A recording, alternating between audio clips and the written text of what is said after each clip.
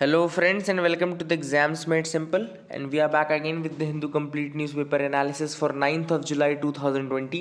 तो 9 जुलाई 2020 का complete Hindu News Analysis देखेंगे. Before we start, those who want to join the UPSC Prelims Revision Series, they can join us from the links given in the description comment section below. अभी भी वो join कर सकते हैं. पुराने सारे videos उनको अवेलेबल रहेंगे जितने भी आर्ट एंड कल्चर के अभी बनाए गए हैं.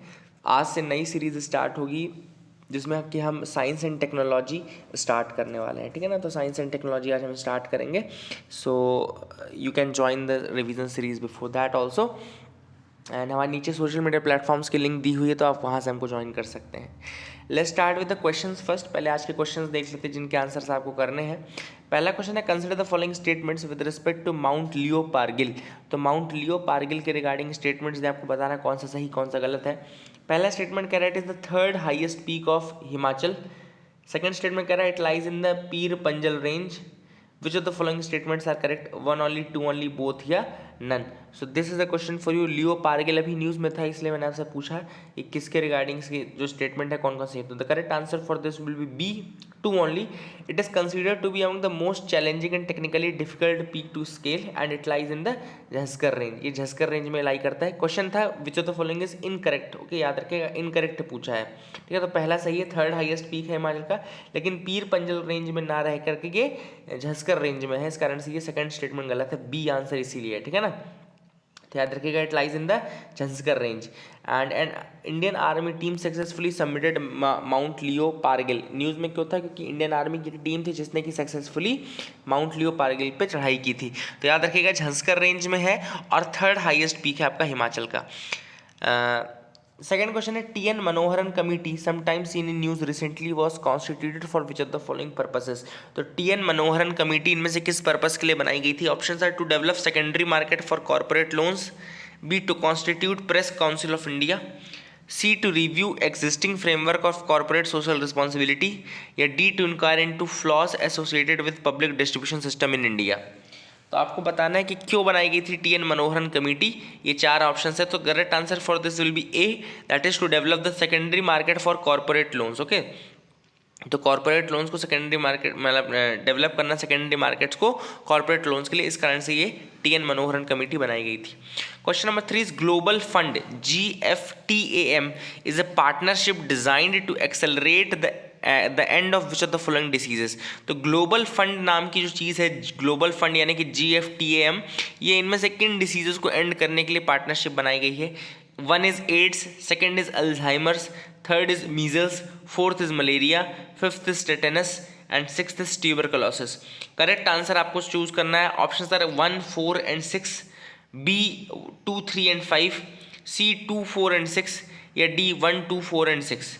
तो एक बार हम बता देता हूँ आपको एक करके. एड्स के लिए है, अल्जाइमर्स के लिए नहीं है, मीजल्स के लिए नहीं है, मलेरिया के लिए है, टेटनस के लिए नहीं है, ट्यूबरकुलोसिस के लिए है. तो 1, 4 और 6 हो जाएगा इसका correct answer. A will be the answer. Let's see that. So A is the answer. तो global fund is a partnership design to accelerate to end AIDS, tuberculosis and malaria. याद रखिएगा एड्स, ट्यूबरकुलोसिस, मलेरिया को end करने के लिए global fund यानी कि GFTAM को बनाया गया, डिज़ाइन किया गया है. And India has had a sustained partnership with global fund since 2002, both as a recipient and as a donor. Okay, तो हमारी जो पार्टनरशिप है वो both as a recipient and as a donor दोनों है. Now let's start with the news analysis part. First news is Trump starts the withdrawal of US from WHO. तो president Donald Trump ने formally start कर दिया withdrawal of USA from WHO. WHO से पूरा तरीके से फॉर्मली वो बाहर आ रहे हैं. Making good on threats to deprive the UN body of its funds. जैसे कि पहले उन्होंने कहा था कि हम आपको फंड नहीं देंगे, डिप्राइव कर देंगे, और USA बहुत ज़्यादा फंड देता है, लगभग $400 मिलियन का एनुअल फंड देता है USA, जो कि WHO को देता है. तो अब फॉर्मली उन्होंने प्रोसेस स्टार्ट कर दी है उससे बाहर आने के लिए. एंड ये कह दिया कि the withdrawal is effective in 1 year, that is July 6, 2021. तो जुलाई 6, 2021 को ये इफेक्टिव हो जाएगा. एक साल के अंतर्गत ये जो विड्रॉल है WHO से वो इफेक्टिव रहेगा. तो ये आपको बहुत इंपॉर्टेंट चीज़ है. अब मैं आपको थोड़ा सा एक बार बता देता हूँ कि WHO के बारे में. WHO क्या है, कैसे है ना, थोड़ा सा बेसिक भी समझ लें. तो WHO के बारे में बात करें तो इसका WHO जो है बना था यूनाइटेड नेशंस स्पेशलाइज्ड एजेंसी की जैसे. It was a United Nations specialised agency for health and was founded in 1948। कब बना था? 1948 में बना था। हेडक्वार्टर इसका जिनीवा स्विट्जरलैंड में है। 194 मेंबर स्टेट्स है, 150 कंट्री ऑफिसेस, 6 रीजनल ऑफिसेस हैं इसके, ठीक है ना। 194 मेंबर स्टेट्स हैं। It's an inter governmental organisation and works in collaboration with its member states usually through the ministries of health. तो मिनिस्ट्री ऑफ हेल्थ के थ्रू ये एक कंट्री के साथ टेंडम में रहता है और इंटर गवर्नमेंटल ऑर्गेनाइजेशन है, अलग अलग कंट्रीज की गवर्नमेंट के साथ इन्वॉल्व रहती है, ठीक है ना। WHO provides leadership on global health matters. तो ग्लोबल हेल्थ मैटर्स में लीडरशिप प्रोवाइड करने का काम करता है। इट बिगैन फंक्शनिंग ऑन 7 अप्रैल 1948। 7 अप्रैल 1948 को ये काम करना शुरू किया एंड इसी कारण से 7 अप्रैल जो है वो वर्ल्ड हेल्थ डे की तरह मनाया जाता है। 7 अप्रैल को वर्ल्ड हेल्थ डे की तरह इसलिए मनाया जाता है, ठीक है ना। तो ये भी आप याद रख सकते हैं। ऑब्जेक्टिव्स क्या क्या है? The objectives are to act as directing and coordinating authority on international health work, to establish and maintain effective collaboration with the United Nations, establish specialized agencies, ठीक है ना, to provide assistance to the government upon request in strengthening the health services. Okay, तो ये सारे कामों के लिए basically इसका काम है।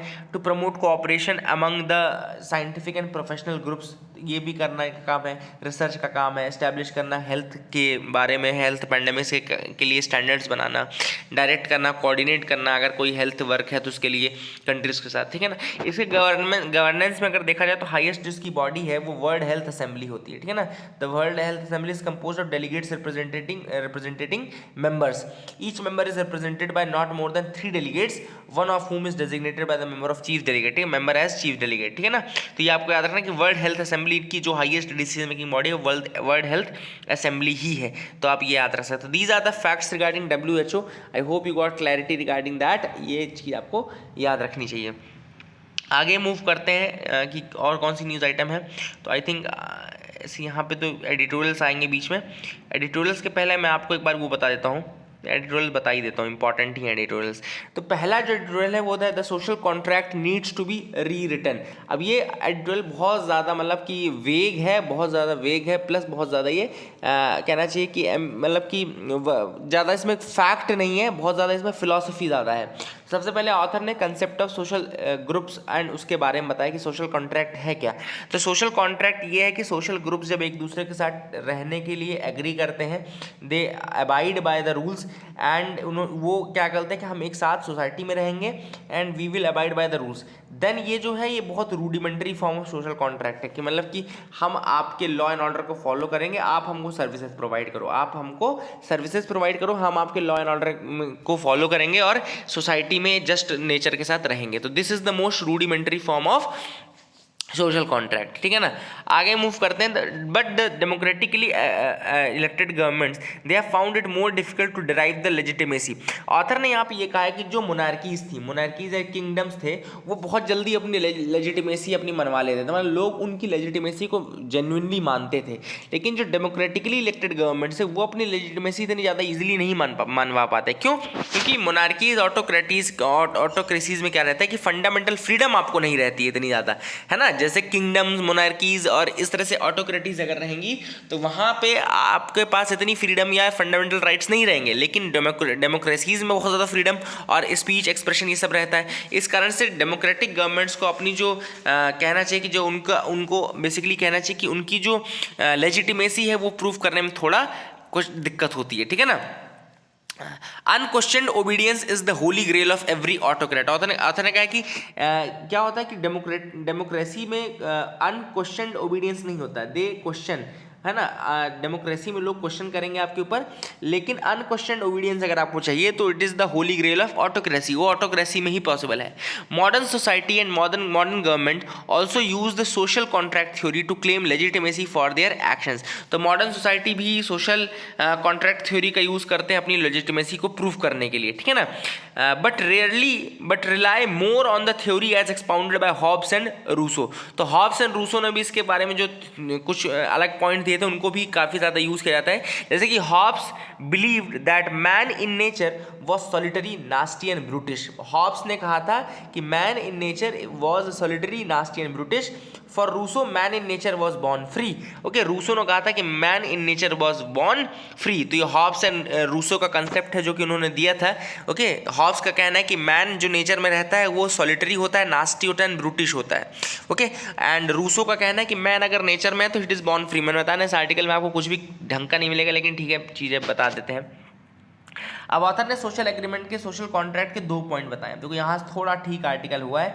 2 पॉइंट बताए। पहला ये कि people agree to establish society by collectively and reciprocally renouncing the rights they had against one another in unbridled nature and unbridled nature. तो पहला पॉइंट ये कि पीपल एग्री करते हैं कि ठीक है वो एक सोसाइटी बनाएंगे by collectively and reciprocally renouncing the rights वो रिनाउंस कर देंगे जो एक दूसरे के अगेंस्ट उनके पास है। ठीक है ना, they will renounce their rights which they have against one another. मतलब कि उनको इन टैंडम रहना पड़ेगा, उनको सोसाइटी में एक ग्रुप की तरह रहना पड़ेगा, ना कि इंडिपेंडेंट ब्रूटिश वे में रहना पड़ेगा कि वो एक दूसरे को मारते काटते रहे। ठीक है ना, जैसे पहले के जमाने तो मारते काटते भी रहे तो कोई दिक्कत नहीं थी। ठीक है ना, एक आदमी 2 आदमी फ्री हैं, बॉन्ड फ्री हैं, एक मजबूत है एक कमजोर है, मजबूत वाला कमजोर वाले को मार देगा, ये चलता था। लेकिन सोसाइटी में ऐसा नहीं चलता है। जब सोशल कॉन्ट्रैक्ट की हम बात करते हैं तो ऐसा नहीं होता है। वहां पे एक मजबूत और कमजोर दोनों एक साथ रहते हैं, एक साथ सोसाइटी का पार्ट रहते हैं। ठीक है ना, तो ये ऑथर ने कहा है कि सोशल कॉन्ट्रैक्ट का पहला पॉइंट ये है कि जो पीपल है they agree to establish a society by collectively and reciprocally renouncing their rights they had against one another in unbridled nature. दूसरा पॉइंट ऑथर ने कहा है कि they agreed to confer upon one among them the authority and power to enforce the initial contract. दूसरा ये है कि वही लोग एक तीसरे ग्रुप ऑफ पर्संस को, जैसे कि जिसको हम बोलते हैं गवर्नमेंट, ऑथर ने कहा है कि वही लोग फिर एग्री करते हैं कि वो ये पावर ये अथॉरिटी एक मतलब कॉन्ट्रैक्ट के वही लोग ये पावर अथॉरिटी अपने रिप्रेजेंटेटिव्स को देंगे।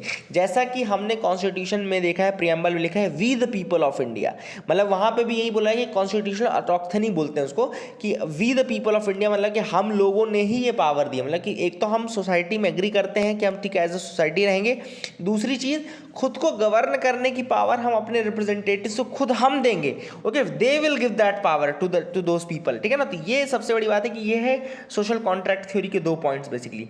ठीक है ना, ऑथर ने कहा कि power democratically invested in them to decide what is in the best interest of the people, thus there is a bending of individual free will towards collective will. तो यहाँ पे ऑथर ने कहा कि यहाँ पे डेमोक्रेटिकली इलेक्टेड गवर्नमेंट्स को power दे दी जाती है कि वो पता करें कि what is in the best interest of the society. है ना, कि ये चीज़ पावर गवर्नमेंट को दे दी जाती है कि आप डिसाइड करो कि क्या है बेस्ट इंटरेस्ट में हम सब लोगों के लिए। ठीक है ना, और इसका मतलब ये कि फ्री विल, जो इंडिविजुअल फ्री विल है उसको मतलब भाव ना दे करके जो कलेक्टिव विल है उसको ज़्यादा वैल्यू दी जाती है in the social contract. That is a very good thing. है ना, अब ऑथर ने यहाँ पे ये बोला है कि जो गवर्नमेंट चीज़ें प्रोवाइड करती है, इसलिए जो मॉडर्न गवर्नमेंट है वो फिर क्या करती हैं कि ये सब चीज़ें पब्लिक गुड के नाम से देती हैं, पब्लिक गुड के नाम से सर्विसेज देती हैं। है ना, एंड वो क्या करते हैं कि वो पूरे कलेक्टिव सबके लिए अच्छा काम करने की कोशिश करती हैं। लेकिन अब ऑथर ने यहाँ पे ये बोला है कि कोविड-19 को अगर हम देखें तो यहाँ पे बहुत सारी चीज़ें नहीं अवेलेबल हो पाई हैं। वहाँ पे मतलब आर्टिकल में क्या है, मेन वही है कि इंडिया को उन्होंने बोला कि देयर आर 2 इंडियाज़, इंडिया में 2 इंडियाज़ हैं।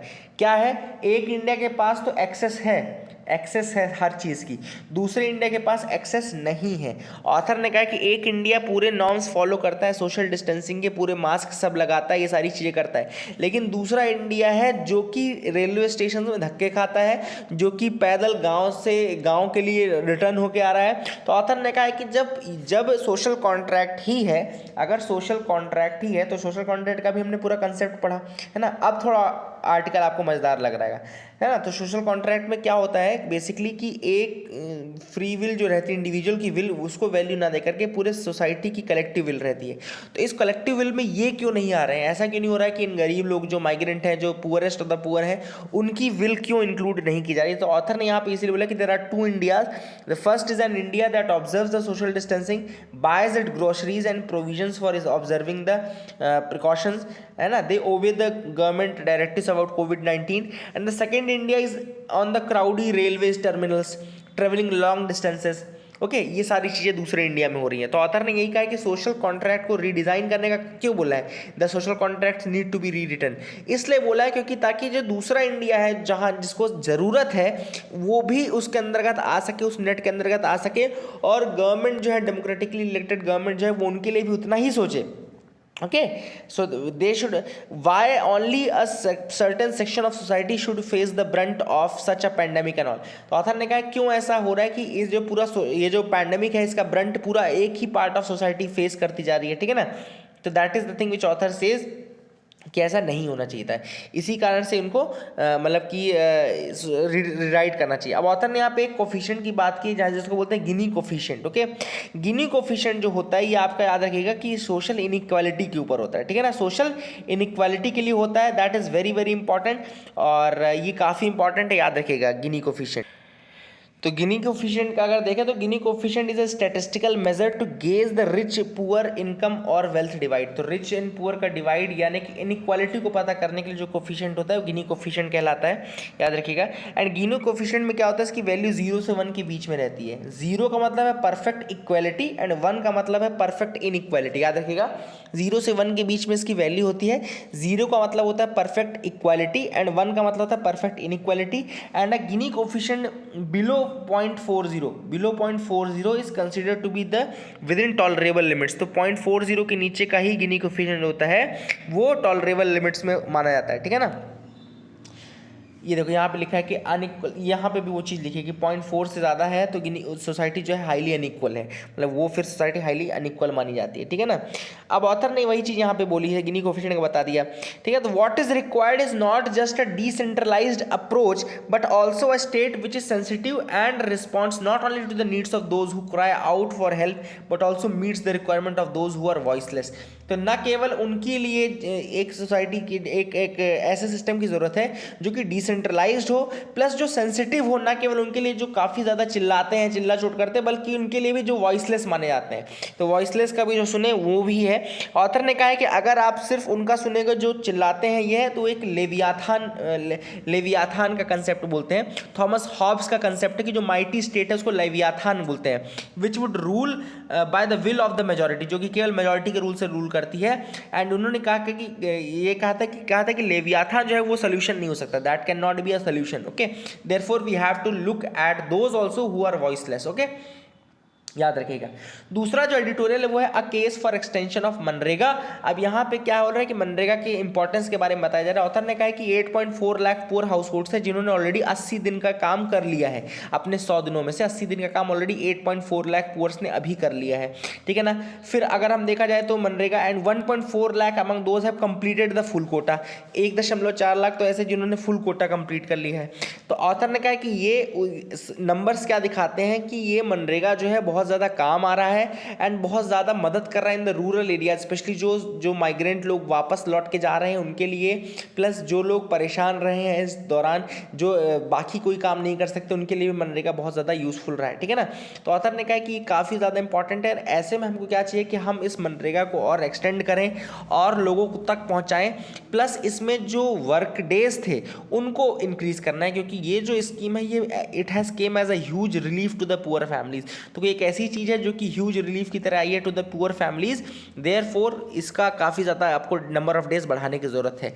ये पहले भी सजेशन आ चुका है कि पहले देखो ये सजेशन तो ऑलरेडी आया था कि जो ड्रॉट एरियाज़ रहते हैं वहाँ पे 150 दिनों तक मनरेगा का काम दिया जाता है, तो 150 की बात तो की ही जा रही है। कुछ लोग कह रहे हैं 200 दिनों तक का काम देने की ज़रूरत है, और कुछ लोग कह रहे हैं कि हर महीने कम से कम 20 दिन का काम, मतलब कि जो अगले 6 महीने उसमें कम से कम 120 दिन का काम तो मिलना ही चाहिए। तो ये सारी चीज़ें 3 अलग अलग सजेशंस हैं। अब ये गवर्नमेंट के ऊपर है कि वो कितने दिन करता है, 200 दिन कर देता है कि 150 दिन कर देता है कि 20 दिन पर मंथ कर देता है, तो ये उनके ऊपर रहेगा। लेकिन मनरेगा का जो डिमांड है वो ट्रिपल हो गया है, काफ़ी ज़्यादा डिमांड है। एंड बात वही कि ये जो मानसून आएगा, the fairly good monsoon this season should help in providing more agricultural jobs beyond the मनरेगा वर्क्स एज वेल। ओके, तो अब और ज़्यादा कहना चाहिए कि जॉब्स की मतलब मनरेगा जॉब्स की ज़रूरत है एंड काफ़ी ज़्यादा डिमांड भी है। तो ये सारी चीज़ें देखते हुए ऑथर ने कहा है कि गवर्नमेंट को जो वेजेस हैं प्लस जो डेज हैं वो उनको लिमिट नहीं करके रखना चाहिए, उनको और बढ़ाना चाहिए। तीसरा जो आर्टिकल है वो है green lighting ecological decimation amid a pandemic. अब यहाँ पे ऑथर ने क्या बोला है, our vulnerabilities lie not just in absence of equitable access of food, health care and housing. Author ने कहा कि हमारी वल्नरेबिलिटी केवल इस चीज़ में नहीं रहती कि हमारे पास equitable access food, health care and housing की है या नहीं, but it go to the heart of the global development model that sacrifice environmental resilience for limitless economic growth and wealth accumulation. But हमारा जो डिग्रेडेशन है, vulnerability है, वो इसमें भी लाई करता है कि हम डेवलपमेंट के लिए, यानी कि इकोनॉमिक डेवलपमेंट के लिए अपने इन्वायरमेंटल उसको रेजिलियंस को सेक्रीफाइस कर देते हैं। तो ऑथर ने ये चीज़ बोली है यहाँ पे कि इनमें हमारी वल्नरेबिलिटी लाई करती है बेसिकली, ठीक है ना।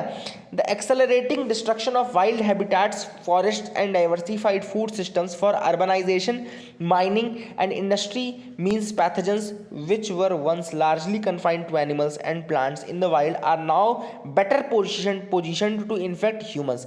तो वही चीज़ ऑथर ने कही कि wild habitats, forest and diversified food system for urbanisation, मतलब कि हमने अपने वाइल्ड हैबिटाट्स को, फॉरेस्ट को, डाइवर्सिफाइड फूड सिस्टम को, इन सबको डिस्ट्रॉय कर दिया for urbanisation, mining and industrialisation. Okay, तो इस कारण से जो पैथोजन है वो जो पहले बहुत दूर एनिमल प्लांट्स में कन्फाइंड था, आज वो हमारे अंदर, हमारे ऊपर आके बैठ गया है। क्यों आज जूनोटिक डिसीज इतनी ज़्यादा फैल गई हैं? The expansion of monoculture cropping, जो मोनोकल्चर क्रॉपिंग है या लाइफ स्टॉक फार्मिंग सिस्टम है, उसका expansion coupled with the dense human settlement को और ज़्यादा डेंस किया जा रहा है। Raw diets of global commodity crops and meat are eliminating the biodiversity and distance barriers. तो ये जो है ये बायोडाइवर्सिटी को भी ख़त्म कर रहे हैं। मोनोकल्चर हो गया, आपका मीट जो इतना ज़्यादा यूज़ किया जाने लगा है, ये सारी चीज़ें ना केवल एलिमिनेट कर रही हैं बायोडाइवर्सिटी को, बल्कि जो हमारा डिस्टेंस था बायोडाइवर्सिटी इन वाइल्ड एनिमल से, उनको भी ख़त्म करती जा रही हैं। तो इस कारण से जूनोटिक डिसीजेज काफ़ी ज़्यादा फैलने लगी हैं। A virulent pathogen can then trigger an epidemic that much more easily. तो आज के टाइम में ये पैथोजन को इम्पैक्ट करना बहुत ईजी हो गया है। जो पहले एनिमल्स के अंदर जो पैथोजेंस पाए जाते थे, पहले दोनों के बीच में एक डिफरेंस था, एक सेग्रीगेशन था, लेकिन वो सेग्रीगेशन आज खत्म होता जा रहा है। इस कारण से अब बहुत ईजी हो गया उनके लिए हमको इम्पैक्ट करना, ठीक है ना। ऑथर ने यहाँ पे बहुत अच्छी चीज़ें बताई हैं, ये काफ़ी अच्छे पॉइंट्स हैं जो कि आप यूज़ कर सकते हैं। Through the lockdown, expert bodies of the Ministry of Environment have considered and have in many cases given clearances to multiple industrial, mining and infrastructure proposals। तो ऑथर ने अब यहाँ पे जो इशू उठाया वो ये उठाया कि ये लॉकडाउन के टाइम में भी मिनिस्ट्री ऑफ इन्वायरमेंट ने बहुत सारे प्रपोजल्स को ग्रीन सिग्नल दिया है regarding industrial, mining and infrastructure proposals. कैसे कैसे? इटालियन हाइड्रो पावर प्रोजेक्ट जो आपका दिबांग वैली अरुणाचल प्रदेश में है, कोल माइन असम के जो कि देहिंग पटकाई एलिफेंट रिजर्व से होके गुजरती है, असम के देहिंग पटकाई एलिफेंट रिजर्व से, उसमें diamond mining in the Panna forested belt, a coal mine to be opened by Adani enterprises with a coal fired power plant in Orissa के कहाँ पे? उड़ीसा के तालाबीरा फॉरेस्ट में। याद रखिएगा, तालाबीरा फॉरेस्ट कहाँ पे? उड़ीसा में है। तो यहाँ पे हमने जो देहिंग पटकई देखा असम का, इसके बाद इटालियन पावर प्रोजेक्ट हमने देखा अरुणाचल प्रदेश का, देन तालाबीरा फॉरेस्ट आपका उड़ीसा का है। A limestone mine in the Gir national park and the geo technical investigation in the Sharavathi lion tailed macaque sanctuary in Karnataka. तो शरावती लायन टेल्ड मैकाक कहाँ पर है? कर्नाटका में। वहाँ पे भी जियो टेक्निकल इन्वेस्टिगेशन करने की बात की जा रही है। तो ये सारे नाम ज़रूर याद रखना और ये सारे आंसर राइटिंग में ज़रूर यूज़ करना आप लोग। बहुत अच्छा आर्टिकल था। As the environment sites Mongabay reported last year. तो एक इन्वायरमेंटल साइट है मोंगाबे, उसने बताया था कि authorities considered these projects, in projects को वीडियो कॉन्फ्रेंसिंग के थ्रू उन्होंने देखा और ये देखा कि मतलब कि बिना किसी नेसेसरी डॉक्यूमेंट के या साइट इंस्पेक्शन के ही इनको 10 मिनट से भी कम टाइम स्पेंड करके इनको ग्रीन सिग्नल दे दिया। इसके बाद ऑथर ने एक और चीज़ बताई कि आपने एक तो कोई मीनिंगफुल कंसल्टेशन किया नहीं ना, आप कर सकते थे कोविड-19 के टाइम में।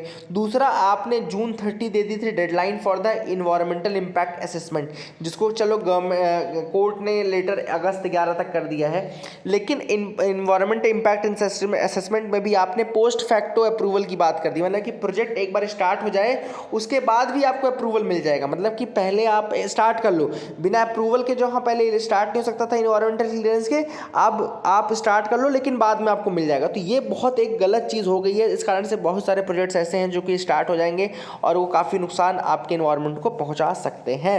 तो ऑथर ने ये सारे पॉइंट्स उठाए हैं एंड स्ट्रेटेजिक प्रोजेक्ट के नाम पे या नेशनल सिक्योरिटी के नाम पे कोई भी क्लियरेंस मिल सकता है। तो ये सारे कुछ 2-3 वेग चीज़ें हैं जो कि इस बार के इन्वायरमेंटल इम्पैक्ट असेसमेंट में गलत आ गई हैं। ऑथर ने ये कहा है कि यही प्रायोरिटीज़ आपको देखना है कि आपको इन्वायरमेंट और डेवलपमेंट में एक बैलेंस बना के चलना है, ना कि इन्वायरमेंट को एकदम से धूल में झोंक देना है, ठीक है ना। तो these are the things which have been mentioned by the article.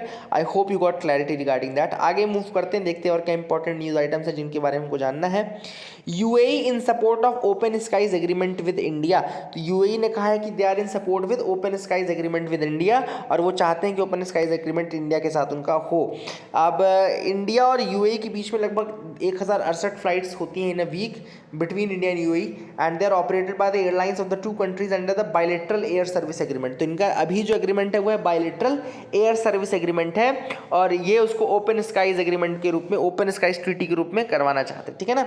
और इंडिया का जो है ओपन स्काईज पॉलिसी है वो सार्क कंट्रीज के साथ है, याद रखिएगा। India has an open skies agreement with SAARC countries and those beyond the 5000 kilometre radius, okay, याद रखिएगा।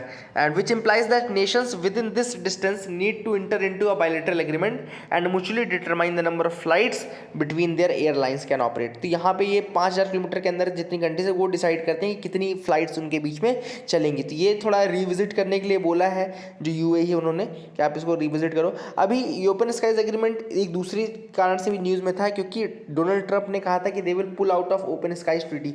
जो उनकी नाटो वाली ट्रीटी है ना, उनकी जो अपने वो करते उससे वो बाहर आना चाहते थे, ठीक है ना। तो ये आप याद रखिएगा, ओपन स्काईज ट्रीटी इसलिए भी न्यूज़ में थी कि यूएसए ने अपनी जो ओपन स्काईज ट्रीटी उधर नाटो के साथ थी उसको कहा था कि rental housing scheme for migrants cleared. अब रेंटल हाउसिंग स्कीम है जिसमें 3 लाख अर्बन वर्कर्स उनको बेनिफिट मिलेगा, उनके रहने के लिए एक बेसिकली ये स्कीम है जो कि स्टार्ट की जा रही है for providing them housing to the 3 lakh urban migrants. Urban migrants को रहने के लिए अफोर्डेबल हाउसिंग क्रिएट करने के लिए एक कॉम्प्लेक्स बनाया जाएगा। अब ये जो स्कीम रहेगी ये सब स्कीम रहेगी अंडर द प्रधानमंत्री आवास योजना अर्बन, ओके। प्रधानमंत्री आवास योजना अर्बन का ये पार्ट रहेगी, एंड इसको इंप्लीमेंट कौन करेगा? Ministry of housing and urban affairs, okay. Ministry of housing and urban affairs इसको इंप्लीमेंट करेगा। तो ये रेंटल स्कीम रहेगी, rental housing scheme for migrants, जो कि 3 लाख अर्बन माइग्रेंट्स के लिए अफोर्डेबल रेंटल हाउसिंग प्रोवाइड की जाएगी। और ये सब स्कीम रहेगी अंडर द प्रधानमंत्री आवास योजना अर्बन, और इसको इंप्लीमेंट करेगी ministry of housing and urban affairs, ministry of housing and urban affairs, ठीक है ना। ये भी आप याद रखिएगा। नेक्स्ट जो है नेवी कंक्लूड्स समुद्र सेतु। तो ऑपरेशन समुद्र सेतु, जिसमें कि कोविड-19 के टाइम में जो हमारे अगल बगल के आइलैंड नेशन से वहाँ से इंडियंस को लाना था, उसके लिए नेवी ने लॉन्च किया था 5 मई को ऑपरेशन समुद्र सेतु। इसमें INS Jalashwa, INS Airavat, INS Shardul and INS मगर, इन्होंने काफ़ी ज़्यादा रोल प्ले किया। माले, मालदीव्स और श्रीलंका, इन जगहों से यूएई, इन सब जगहों से ले आने का काम किया गया। इसके पहले भी नेवी ने कुछ ऑपरेशंस किए थे, जैसे कि 2006 में ऑपरेशन सुकून किया था बीरट से लाने के लिए, एंड 2015 में यमन से लाने के लिए ऑपरेशन राहत किया था। तो ऑपरेशन सुकून 2006 बीरत एंड ऑपरेशन राहत 2015 यमन, ये भी आप याद रख सकते हैं। These are the things which are important. अगला जो न्यूज़ है वो है IRDAI के रिगार्डिंग। यहाँ पे IRDAI न्यूज़ में था, तो let me tell you some facts regarding IRDAI। यहाँ पे मैं आपको थोड़ा सा फैक्ट्स बता देता हूँ, वेट अ सेकेंड, ओके। तो IRDAI, ओके, IRDAI ने कि insurance regulatory and development authority of India.